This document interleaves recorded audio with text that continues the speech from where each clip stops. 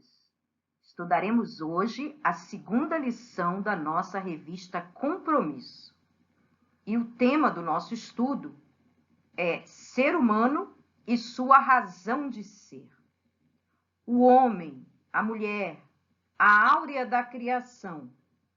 Deus criou o ser humano para que ele pudesse cuidar, administrar e desfrutar do meio ambiente, sendo a áurea da sua criação. Aqui nesse slide nós vemos a figura muito famosa de um grande pintor, onde encontramos no alto a mão de Deus e mais abaixo a mão do homem. Esse quadro está no teto da Capela Sistina, no Vaticano, na Itália. E o autor traz para esse quadro, o pintor, a figura do ato da criação, em que Deus usa suas mãos para criar o homem do pó da terra. E uma grande observação que muitos já fizeram: o dedo de Deus está estendido para a mão do homem. Mas o dedo do homem, a áurea da criação, aquele que Deus criou à sua imagem e semelhança, e deu à sua vida uma razão, um propósito, diante dele e diante da natureza que Deus havia criado. Esse homem está vacilante.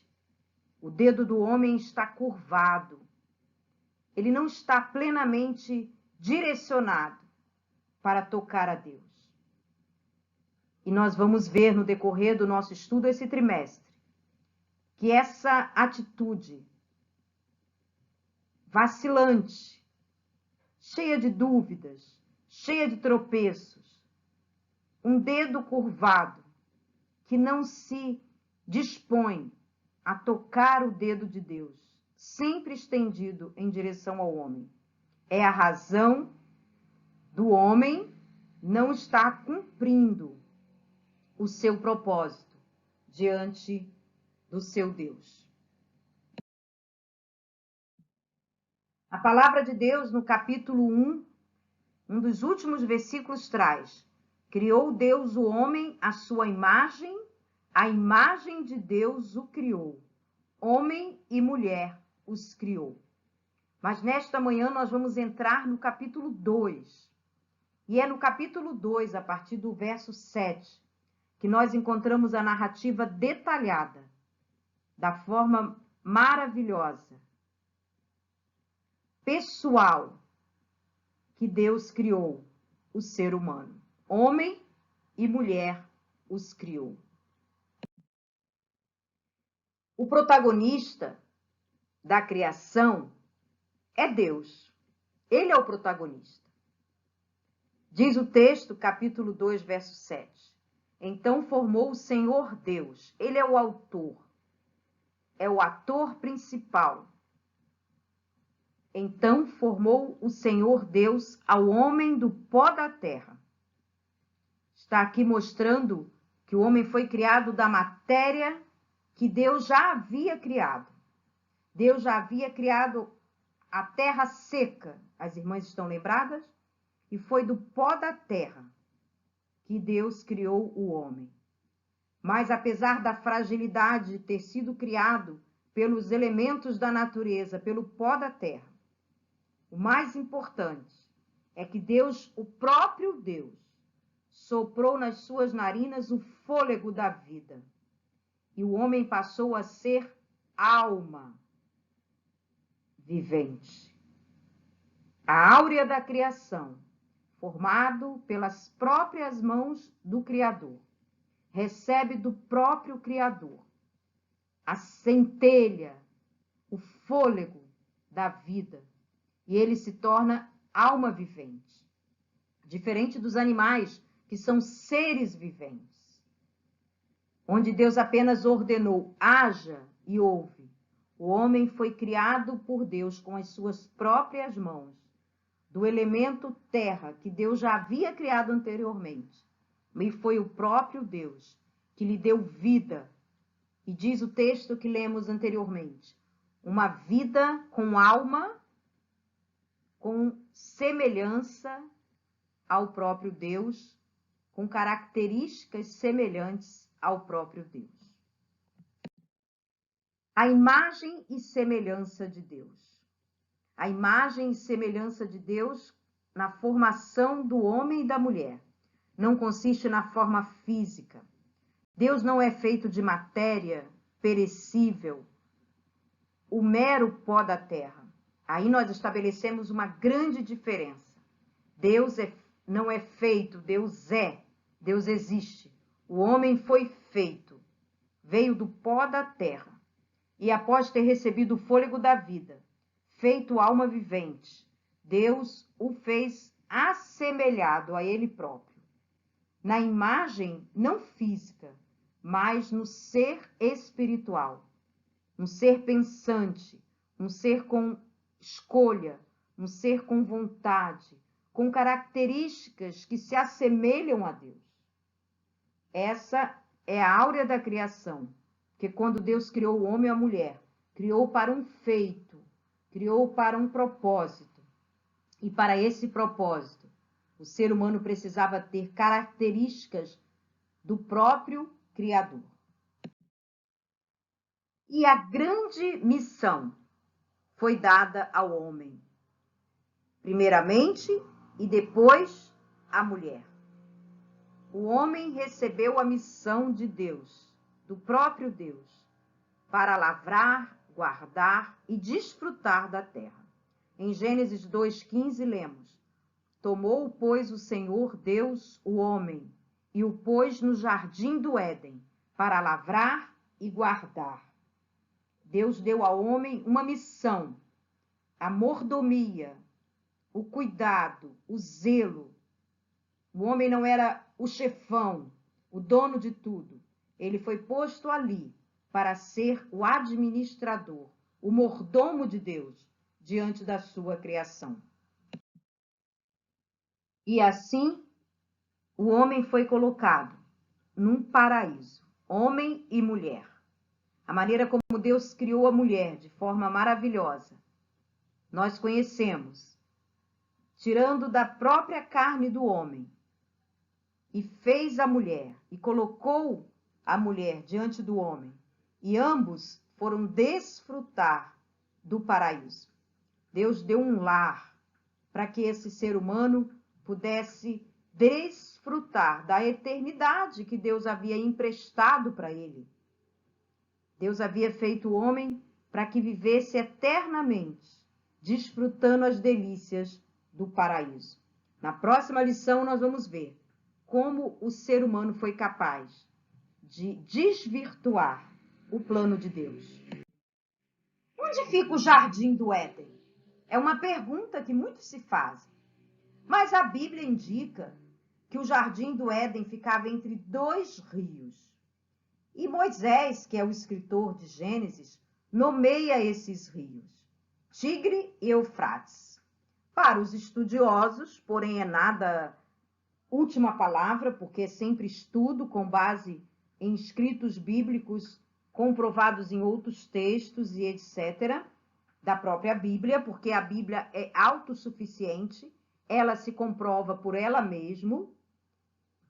A menção dos rios Tigre e Eufrates, a terra do jardim era cercada por esses rios. E esses rios existem até hoje, ficam no Oriente Médio. A antiga Mesopotâmia, para onde foram levados, a Babilônia, para onde foram levados o povo de Israel, muitas centenas de anos depois dos relatos da criação, fica também ali nessa região, a região da Mesopotâmia, que hoje é a região do Irã, do Iraque. O rio Tigre e Eufrates permanece até hoje com esses nomes e estão localizados no Oriente Médio. Mas isso é só uma curiosidade. O grande simbolismo do Jardim do Éden é o amor de Deus, é o cuidado de Deus para com o homem e para com a mulher, que ele criou e colocou numa posição de mordomia, porém para desfrutar do seu amor através daquela natureza exuberante, daquele lindo jardim.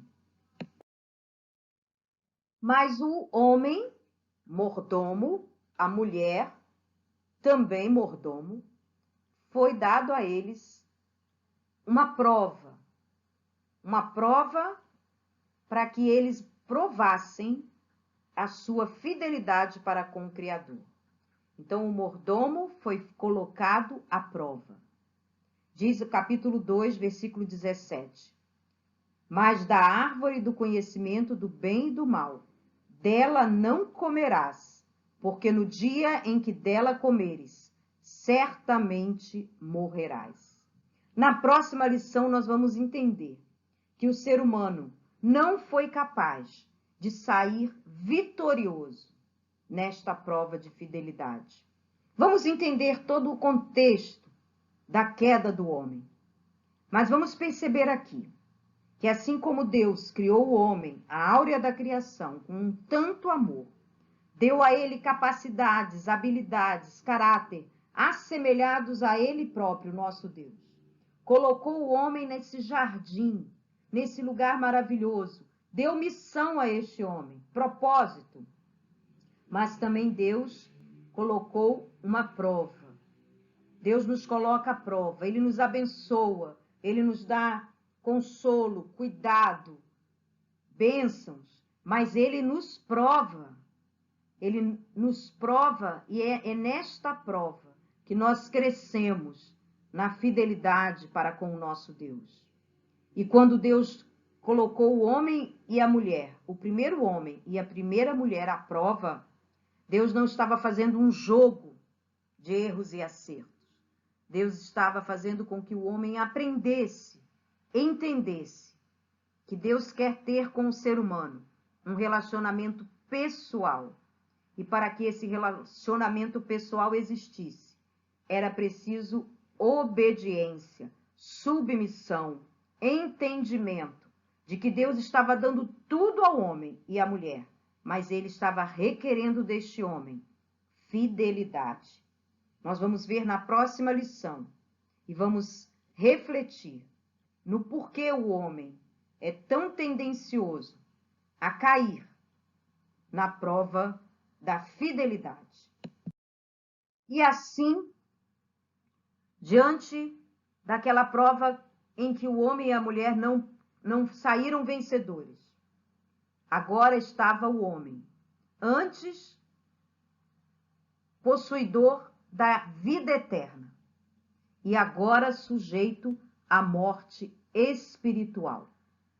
O texto que nós lemos diz que se o homem comesse da árvore da vida, certamente morreria. E essa morte não era física. Deus tinha planos ainda para a vida do homem e da mulher. Precisava do primeiro homem e da primeira mulher para cumprir o seu plano para a humanidade. Mas diante do pecado, da desobediência, na encruzilhada entre escolher a vida eterna e escolher desobedecer a Deus, na estrada da desobediência, o homem encontrou a morte espiritual. Certamente morrerás. Significa que o ser humano agora estava sujeito não mais à vida eterna com Deus, mas à separação espiritual de Deus. Em determinado momento, o homem estava destinado à morte espiritual. E é em Jesus que nós temos a solução para retomarmos de novo a graça e a esperança da vida eterna. Nada pode nos separar do amor de Deus, que está em Cristo Jesus, o nosso Senhor. Tudo que Deus fez para o homem não foi suficiente para que o homem escolhesse a vida. O ser humano escolheu a morte. E Deus volta com o seu amor a dar chance para que o homem volte-se a unir a Ele, em Cristo Jesus, o nosso Senhor. Que nesta manhã nós possamos cantar cânticos de louvor ao nosso Deus, por Ele ter sido e tem sido misericordioso. e possamos lutar para, com o amor do nosso Deus, não deixar que nada venha nos separar deste amor e possamos vencer as provas que são colocadas diante de nós. E o mordomo recebe uma bênção. Deus conhece o íntimo do homem e da mulher. E disse o Senhor, capítulo 2, verso 18. E disse o Senhor Deus: não é bom que o homem esteja só. Far-lhe-ei uma adjutora que esteja como diante dele. Veja, irmãs, uma companheira, uma ajudadora, não uma auxiliar, não uma subalterna. Adjutora quer dizer alguém que está par a par, diante dele, não abaixo dele, não acima dele, não atrás, não na frente, diante, rosto com rosto, face a face, ombro a ombro. Esse é o plano de Deus para a vida do casal. E Deus, vendo que o homem não tinha com quem compartilhar as delícias do paraíso, criou a mulher, como já falamos, da costela, da carne, fez a mulher, moldou. E quando o homem viu aquela companheira que Deus havia feito, dado a ele muito se alegrou. Ele entendeu o amor de Deus, o cuidado de Deus. Ele percebeu o quanto Deus o conhece e criou para ele uma companheira. E a mulher também recebeu aquele companheiro que Deus havia feito para que ela também pudesse desfrutar aquela união das delícias do paraíso. Deus criou o homem e a mulher para serem felizes, para formar uma família, e os abençoou, dizendo: crescei e multiplicai e enchei a terra, consolidando assim o modelo de uma família que é bíblica, uma família que é cristã, formada por pai, mãe, filhos, onde não só a procriação é o objetivo do casal, mas também o compartilhar das delícias da vida conjugal, das alegrias da vida familiar, do ver crescer um relacionamento e desse relacionamento surgirem frutos. Deus valoriza a família, porque a família é a mola mestra de Deus para que o mundo pudesse ser povoado, para que as pessoas pudessem crescer, se estabelecer. E é através do amor paternal e maternal que Deus também demonstra para com a humanidade o seu próprio amor.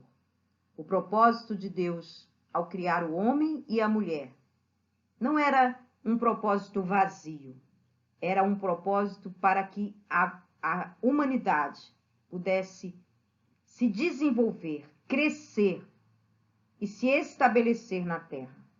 Se não fosse pai e mãe e filhos, como haveria a multiplicação dos seres humanos sobre a Terra? Nesta nova lógica que querem que nós aceitemos casais do mesmo sexo, homossexualismo, atração entre pessoas do mesmo sexo, como a bênção da criação e da procriação vai sobreviver? Se todos nós acreditarmos que é isso mesmo, vamos viver os amores conforme os desejos carnais nos conduzem. Não foi dessa forma que Deus idealizou. Homem e mulher os criou. Aquilo que vem com o ser humano, com as distorções, com o deixar que os seus desejos carnais prevaleçam, é contrário à vontade de Deus. Nós precisamos ter isso em mente, irmãs, para lidarmos com essa questão, que tanto assola o nosso meio cristão, não com raiva, com desprezo, com preconceito, com falta de amor, mas com certeza, com base, com nossos princípios cristãos fortalecidos, para recebermos as pessoas demonstrando amor, mas demonstrando convicção do que é a vontade de Deus para a vida da família. Deus os abençoou e disse: sejam férteis, multipliquem-se, encham e subjuguem a terra, dominem sobre os peixes do mar, sobre as aves do céu e sobre todos os animais que se movem pela terra. Aqui está a síntese do que Deus pretendia. O que Deus pretendia? Para que o ser humano foi criado? Qual a razão de Deus? A razão de Deus foi criar um ser com o qual ele pudesse conviver, com o qual ele pudesse se relacionar. Por isso, ao homem foram dadas características, homem e mulher, que se assemelham a Deus, porque só os semelhantes podem se relacionar. Eu, por exemplo, posso me relacionar com uma pessoa que fala inglês com muita dificuldade. Mas ele e eu vamos ter dificuldade no entendimento. Deus criou um ser semelhante a ele, imperfeito sim, mas com características semelhantes, para que pudesse haver um relacionamento pleno. Deus abençoando o homem e o homem adorando a Deus. Deus conduzindo o homem e o homem aceitando fazer a vontade de Deus. E a vontade de Deus era, debaixo das bênçãos do Senhor, que o homem e a mulher crescessem e se multiplicassem. E tivessem sobre o meio ambiente, sobre o mundo que Deus havia criado, o domínio. Animais, aves do céu, peixes, tudo que se move sobre a terra. Mas o ser humano está cumprindo o propósito de Deus? Fica essa pergunta em nossos corações nesta manhã. O ser humano está cumprindo os propósitos de Deus? Deus abençoou a família. Nós temos convivido no nosso meio familiar, entendendo que a família é um plano de Deus. Deus ordenou ao homem que cuidasse da terra, que dominasse com cuidado, com zelo, que cultivasse, que arasse, que desfrutasse, mas que tivesse zelo. Será que a humanidade está cuidando do seu planeta Terra? Estamos cuidando da nossa casa, do lar que Deus nos deu? São perguntas que nos fazem refletir nesta manhã. Se a razão pela qual Deus criou o ser humano está se concretizando nas nossas vidas. Que possamos, nesta manhã, atendermos o propósito de Deus e nos transformarmos em mordomos do nosso Deus. Beijo, queridas irmãs, e até o próximo domingo com a nossa EBD virtual.